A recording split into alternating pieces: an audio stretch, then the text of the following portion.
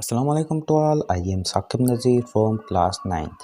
आज जो हमारा लेक्चर है वो हम पढ़ेंगे कि local public, national public and international public क्या होती है। यहाँ ला इसमें लगा दें, मतलब हमें सिर्फ सीखना ये है लोकल, नेशनल एंड इंटरनेशनल। तो सबसे पहले आ जाते हैं लोकल पब्लिक पे। लोकल पब्लिक वो होती है जैसे सूबाई मीन्स प्रोविंस में जो भी हमारी पब्लिक होती है उसे हम कहते हैं लोकल पब्लिक। समझ में आज आ गई बात। और अगर हमारी पूरे मुल्क में ऑडियंस है, पब्लिक है, उसे हम कहेंगे नेशनल। सूबाई में हम कहेंगे लोकल और मुल्की में कहेंगे नेशनल।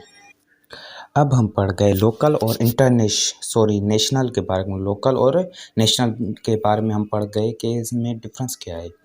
लोकल जो है, फिर से मैं आपको एक बता देता हूँ एक बार। लोकल वो होता है जो सूबाई हो, प्रोविंस में। नेशनल वो होता है वो कंट्रीज जिसको के नेशनल मीन्स कंट्री में जो हो, मुल्क में पूरे में मुल्क की ऑडियंस हो, मुल्क की इंसाफ हो, उसे हम कहेंगे नेशनल।